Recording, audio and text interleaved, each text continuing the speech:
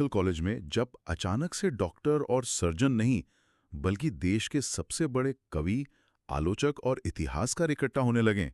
तो समझ लीजिए कि किसी शरीर का नहीं बल्कि समाज के विचारों का ऑपरेशन होने वाला है। बिल्कुल बिल्कुल सही कहा आपने।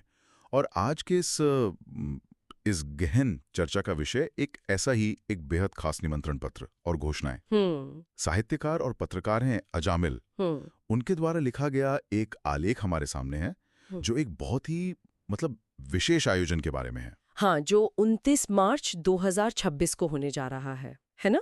एग्जैक्टली हम्म। 29 मार्च 2026। और ये आयोजन है हिंदी के सुप्रसिद्ध कवि, लेखक और अनुवादक गोपी कृष्ण गोपेश के संपूर्ण कार्यों के संग्रह का लोकार्पण। जिसे गोपेश समग्र नाम दिया गया है। हाँ, गोपेश समग्र। तो हमारा जो आज का मिशन है वो सिर्फ इस आयोजन की रूपरेखा पढ़ना नहीं है। मतलब हमें ये समझना है कि जब किसी रचनाकार के पूरे जीवन भर की साधना को, उसके पूरे जीवन को जब कुछ पन्नों के बीच समेटा जाता है, एक जगह लाया जाता तो है। उसके पीछे की वैचारिक मशीनरी कैसे काम करती है। ये केवल एक किताब का विमोचन नहीं है। ये जैसे किसी महान संगीतकार का कोई life time achievement box set आ रहा हो, बहुत अच्छी उपमा दी आपने। या किसी खोजी यात्री की जीवन भर की डायरियों का संकलन हो। मतलब ये एक साधारण किताब नहीं है, ये एक युग का दस्तावेज है। और ये जो वैचारिक मशीनरी है ये बहुत जटिल होती है। आप देखिए, शुरुआत ही इस बात से की गई है कि ये एक बहुप्रतीक्षित सपना है। हाँ, बहुत लंबे समय से इसका इंतजार था। बिल्कुल, एक ऐसा सपना जो अब जाकर साकार होने जा रहा है। और गोपी कृष्ण गोपेश की पहचान केवल एक कवि या केवल एक लेखक तक सीमित नहीं है। वो एक अनुवादक भी थे। हाँ, उन्हें एक साहित्यकार और जाने माने अनुवादक के रूप में भी स्थापित किया गया है। और यहाँ सबसे महत्वपूर्ण शब्द है समग्र। समग्र यानी कंप्लीट वर्क्स। हाँ, कंप्लीट वर्क्स। साहित्य की दुनिया में समग्र कोई साधारण संकलन नहीं होता। अच्छा, तो ये किसी आम किताब या एंथोलॉजी से कैसे अलग है? देखिए, ये उस लेखक के दिमाग का एक एक पूरा का पूरा नक्शा होता है, जो दशकों की उनकी बौद्धिक यात्रा है उसे एक जगह लाकर खड़ा कर देता है। उनकी कविताएं, उनका गद्य, उनके अनुवाद, सब कुछ एक ही जगह पर। लेकिन यहाँ मेरे मन में एक शंका पैदा होती है। कैसी शंका? मतलब सोचिए, अगर किसी व्यक्ति को गोपेश जी की कविताएं पढ़नी है, तो वो बाजार जाकर उनका कोई कविता संग्रह खरीद सकता है ना? हाँ, बिल्कुल। और अगर गद्य पढ़ना है, तो गद्य की कोई अलग किताब ली जा सकती है, जब उनकी रचनाएं पहले से ही अलग-अलग किताबों के रूप में मौजूद हैं और लोकप्रिय भी हैं। हम्म। तो इस तरह के भारी भरकम समग्र को एक साथ लाने की, उसे प्रकाशित करने की असली जरूरत क्या होती है? मेरा मतलब है, क्या ये सिर्फ प्रकाशकों और साहित्य जगत की एक औपचारिकता भर है, या इसका कोई बहुत बड़ा ऐतिहासिक उद्देश्य होता है? मैं कहूंगी कि ये कोई औपचारिकता बिल्कुल नहीं है। इसके पीछे एक बहुत बड़ा मनोवैज्ञानिक और ऐतिहासिक उद्देश्य होता है। अच्छा, वो कैसे? देखिए, जब कोई अलग-अलग किताबें पढ़ता है, तो वो लेखक को टुकड़ों में देखता है। मतलब एक किताब पढ़ी, एक पहलू समझ आया, दूसरी पढ़ी, दूसरा पहलू। हाँ, वो कनेक्ट नहीं कर पाता। एग्जैक्टली। लेकिन एक समग्र अक्सर एक लेखक के भीतर के विरोधाभासों को उजागर करता है। जब किसी का पूरा काम, जन्म से लेकर अंत तक का सारा वैचारिक काम एक साथ रखा जाता है, तो ये स्पष्ट हो जाता है कि 25 साल की उम्र में जो व्यक्ति बहुत विद्रोही कविताएं लिख रहा था, वही व्यक्ति 60 साल की उम्र में अपने गद्य में कितना कितना ठहराव ले आया। समग्र इस बात का पर्दाफाश करता है कि इंसान के विचार कैसे विकसित हुए। अरे वाह! मतलब वो सिर्फ साहित्य नहीं, उस इंसान के विकास की कहानी बन जाता है। बिल्कुल। और सबसे बड़ी बात, गोपेश जी एक अनुवादक भी थे। हाँ, स्रोत में इस अनुवादक वाले पहलू पर बहुत विशेष जोर दिया गया है। और अनुवाद की इस प्रक्रिया को समझना यहाँ बहुत बहुत जरूरी हो जाता है। अनुवाद केवल मतलब एक भाषा के शब्द को दूसरी भाषा के शब्द से बदल देना नहीं होता। हाँ, गूगल ट्रांसलेट तो नहीं है वो। बिल्कुल नहीं। ये एक संस्कृति की आत्मा को दूसरी संस्कृति के शरीर में स्थापित करने जैसा है। एक अनुवादक को उस मूल लेखक के मनोविज्ञान को, उसके उस पूरे थॉट प्रोसेस को जीना पड़ता है। मतलब उन्हें उस भाषा के समाज में उतरना पड़ता है। हाँ, अब सोचिए, जब गोपेश जी के खुद के मौलिक विचार यानी उनकी अपनी कविताएं और उनका अपना गद्य उनके द्वारा किए गए विदेशी या अन्य भाषाओं के अनुवाद के साथ एक ही समग्र में रखे जाएंगे। ओहो, तब तो एक अलग ही तस्वीर सामने आएगी। बिल्कुल। तो पढ़ने वाले को ये समझ आएगा कि दूसरी संस्कृतियों के साहित्य का गोपेश जी की अपनी मौलिक रचनाओं पर क्या प्रभाव पड़ा। एक तरह का क्रॉस पॉलिनेशन। हाँ, विचारों का ये जो क्रॉस पॉलिनेशन होता है, जो आदान प्रदान होता है, वो सिर्फ एक समग्र के भीतर ही पकड़ा जा सकता है। अलग अलग किताबों में आप वो धागा नहीं पकड़ सकते। ये एक बहुत ही दिलचस्प नजरिया है देखने का कि समग्र असल में एक व्यक्ति के अंतर्विरोध हों और उसके वैचारिक विकास का एक पारदर्शी दस्तावेज है। सही कहा। अब देखिए, जब दस्तावेज इतना भारी हो, इतना महत्वपूर्ण हो, तो उसे दुनिया के सामने पेश करने वाले लोग भी उसी कद के होने चाहिए। बिल्कुल, मंच का वजन भी तो होना चाहिए। हाँ, और स्रोत के अनुसार 29 मार्च 2026 को इलाहाबाद में होने वाले इस समारोह में मुख्य अतिथि के रूप में देश के सुप्रसिद्ध कवि, आलोचक और संस्कृति कर्मी अशोक वाजपेयी उपस्थित रहेंगे। अशोक वाजपेयी जी। हाँ, जो इस गोपेश समग्र का लोकार्पण करेंगे। और कार्यक्रम की जो अध्यक्षता है वो सुप्रसिद्ध इतिहासकार और उपन्यासकार डॉक्टर हिरंब चतुर्वेदी करेंगे। अब आप देखिए, इन दो नामों का एक साथ एक ही मंच पर होना इस पूरे आयोजन के बौद्धिक वजन को स्थापित कर देता है। वो कैसे? मतलब इनकी भूमिकाओं का क्या महत्व है यहाँ? अगर हम अशोक वाजपेयी जी की बात करें, हाँ। तो उनके नाम के आगे जो उपाधियां स्रोत में दी गई हैं, कवि, आलोचक और संस्कृति कर्मी, वे ये बताती हैं कि वे साहित्य को सिर्फ एक भावुकता से नहीं देखते। एक आलोचक का काम क्या होता है? उसका काम कृति की कमियों और खूबियों को एक वैज्ञानिक की तरह जांचना होता है। हाँ, एक क्रिटिकल लेंस से देखना। बिल्कुल। तो जब ऐसा व्यक्ति किसी समग्र का लोकार्पण करता है, तो इसका सीधा सा अर्थ ये है कि एक कृति साहित्यिक और आलोचनात्मक दोनों पैमानों पर सर्वोच्च स्वीकृति पा रही है। मैं सोच रहा था इसे ऐसे देखा जा सकता है जैसे एक बेहतरीन इमारत का उद्घाटन हो रहा हो। अच्छा। हाँ, जहाँ एक महान वास्तुकार यानी हमारे आलोचक और कवि अशोक वाजपेयी उसका डिजाइन समझते हुए उसका फीता काट रहे हैं। बहुत सुंदर उपमा है। और डॉक्टर हिरंब चतुर्वेदी उस अनुभवी आर्कियोलॉजिस्ट की तरह हैं जो इस बात की गवाही दे रहे हैं कि ये इमारत, ये जो वैचारिक इमारत है, ये भविष्य के इतिहास में कैसे दर्ज होगी। एकदम सटीक विश्लेषण है ये, क्योंकि डॉक्टर चतुर्वेदी मुख्य रूप से एक इतिहासकार हैं। हाँ, और एक विशुद्ध साहित्यिक कार्यक्रम में किसी इतिहासकार का अध्यक्षता करना, ये अपने आप में बहुत कुछ कहता है। बिल्कुल कहता है। ये स्पष्ट करता है कि साहित्य केवल एक कोरी कल्पना नहीं है, बल्कि वो अपने समय का प्राथमिक ऐतिहासिक साक्ष्य है। हाँ, मतलब 100 साल बाद जब कोई इतिहासकार इस दौर को समझेगा, तो वो उस समय के अखबारों के साथ साथ गोपेश जी के साहित्य को भी एक संदर्भ के रूप में पढ़ेगा। सही बात है। और डॉक्टर चतुर्वेदी खुद एक उपन्यासकार भी हैं, है ना? इसलिए वे इतिहास की शुष्कता और साहित्य की तरलता, इन दोनों के बीच के पुल को बहुत अच्छी तरह समझते हैं। हाँ, वो दोनों दुनियाओं में विचरण करते हैं। इतिहासकार हमेशा कॉन्टेक्स्ट यानी संदर्भ खोजता है। उनकी अध्यक्षता ये प्रमाणित करती है कि गोपेश जी का काम केवल हवा में रची गई बातें नहीं है, बल्कि उनका एक एक बहुत ही ठोस ऐतिहासिक महत्व है। लेकिन यहाँ मुझे एक बात खटकती है। मतलब एक सवाल है जो शायद कई लोगों के मन में आए। जी, पूछिए। जब हम समारोह के बाकी वक्ताओं की सूची देखते हैं, जिसमें प्रतिष्ठित आलोचक प्रणय कृष्ण हैं, प्रख्यात लेखिका प्रोफेसर नीलम शरण गौड़ हैं और सुप्रसिद्ध कवि गीतकार ओम निश्चल शामिल हैं। हाँ, बहुत ही हेवी वेट पैनल है। बिल्कुल हेवी वेट है। लेकिन क्या ऐसे आयोजन अक्सर सिर्फ एक इको चेंबर बनकर नहीं रह जाते? इको चेंबर, मेरा मतलब है जहां कुछ गिने चुने बुद्धिजीवी एक ही मंच पर बैठकर आपस में ही एक दूसरे के काम की या किसी एक लेखक की तारीफ करते रहते हैं। इस पूरे विमर्श में, इस भारी भरकम चर्चा में एक आम पाठक के लिए क्या रखा है? मैं समझ सकती हूँ, ये संदेह बहुत बहुत स्वाभाविक है।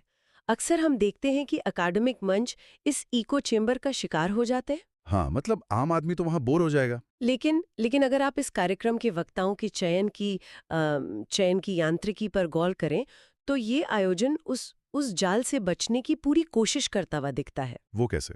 यहाँ हर वक्ता के पास एक अलग औजार है। वो एक ही सुर में नहीं बोलने वाले। उदाहरण के लिए प्रतिष्ठित आलोचक प्रणय कृष्ण जी को लेते हैं।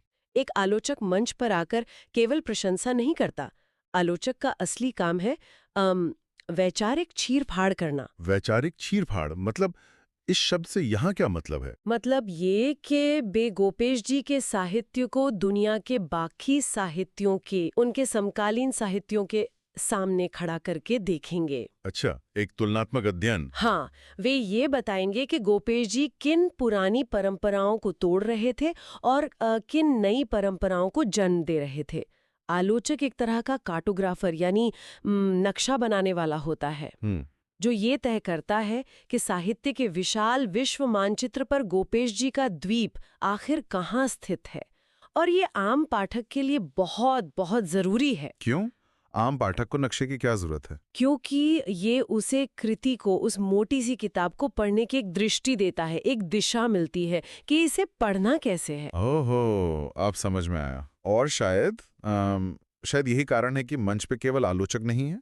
बिल्कुल। प्रोफेसर नीलम शरण गौड़ भी हैं, जो एक प्रख्यात गद्य लेखिका हैं। हाँ, और जाहिर है कि वे गोपेश जी के गद्य की यांत्रिकी पर बात करेंगे। मतलब उनके लिखने के तरीके पर? हाँ, कि उनका वाक्य विन्यास कैसा था, उनके गद्य में जो कथा का प्रवाह है वो कैसे काम करता है। गद्य लिखना आप देखिए एक अलग तरह की वास्तुकला है। हाँ, उसमें कहानी को बांधना पड़ता है। बिल्कुल, जिसमें व्याकरण और संरचना का बहुत बहुत महत्व होता है। वे उस संरचना को खोल कर दिखाएंगे। और फिर इसके मतलब ठीक विपरीत छोर पर हैं सुप्रसिद्ध कवि और गीतकार ओम निश्चल। एग्जैक्टली। जहां गद्य लेखिका संरचना पर बात करेंगी, वहीं एक गीतकार का ध्यान कहाँ होगा? ध्वनि पर। एकदम सही। ओम निश्चल जी गोपेश जी की कविताओं में छिपे उस अदृश्य संगीत को पकड़ेंगे जो शायद एक साधारण पाठक की पकड़ में ना आए। हाँ, वो जो शब्दों की लय होती है। शब्दों की लय, उनकी झंकार और उनके भीतर का जो नाद है, उसका विश्लेषण एक गीतकार ही सबसे बेहतर ढंग से कर सकता है। तो इसका मतलब ये हुआ कि एक ही कृति को, एक ही समग्र को 3 बिल्कुल अलग-अलग लेंस से देखा जाएगा। बिल्कुल 3 अलग दृष्टिकोण। प्रणय कृष्ण उसे वैचारिक और आलोचनात्मक लेंस से देखेंगे। नीलम शरण गौड़ उसे गद्य की संरचनात्मक लेंस से देखेंगे और ओम निश्चल उसे ध्वन्यात्मक और गीतात्मक लेंस से।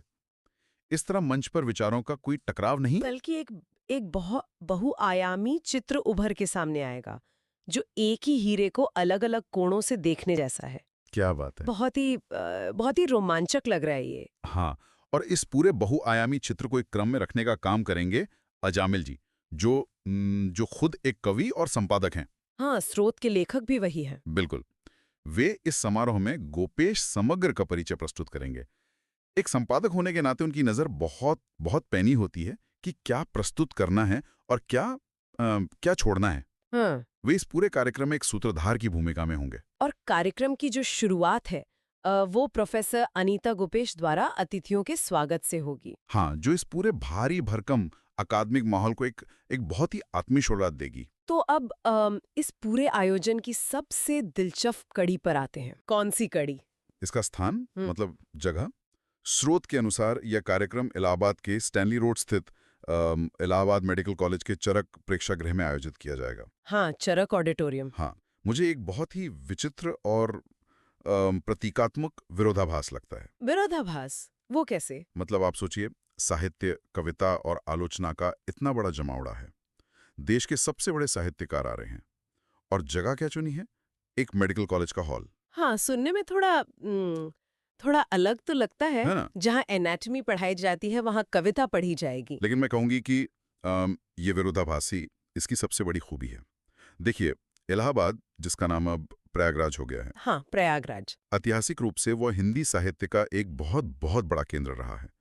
वहाँ की मतलब हवाओं में साहित्य घुला हुआ है। हाँ, वहाँ की कॉफी हाउस संस्कृति, वो बहसें सब मशहूर हैं। बिल्कुल।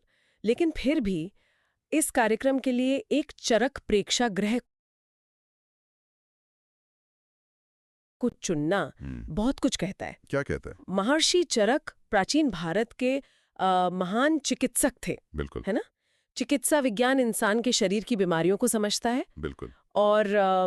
और साहित्य समाज की मनोवैज्ञानिक और वैचारिक बीमारियों को समझता है। अरे वाह, यानी एक ही हॉल में जहां आम दिनों में शरीर की एनाटॉमी पर बात होती होगी, उसी हॉल में 29 मार्च को विचारों और शब्दों की एनाटॉमी समझी जाएगी। एग्जैक्टली विचारों का ऑपरेशन होगा। बिल्कुल ये इस बात का सीधा प्रमाण है कि ज्ञान को खांचों में या डिब्बों में नहीं बांटा जा सकता। बिल्कुल सही बात। डीजीवी और संस्कृति कर्मी सिर्फ साहित्य के परिसरों या आर्ट्स फैकल्टी तक सीमित नहीं है। हाँ, कि साहित्य वाले सिर्फ अपनी जगह पर ही बैठेंगे।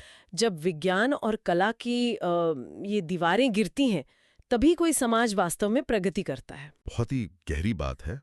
और इस पूरे आयोजन को जिस भाषा में पिरोया गया है निमंत्रण पत्र में, वो भी कोई आम निमंत्रण नहीं लगता मुझे। हाँ, इसकी भाषा बहुत बहुत अलग है। स्रोत में अजामिर जी लिखते हैं कि शहर के अनेक साहित्यकार, कवि, बुद्धिजीवी और संस्कृति कर्मी एकत्र होंगे और उनकी गरिमामयी उपस्थिति में लोकार्पण संपन्न होगा।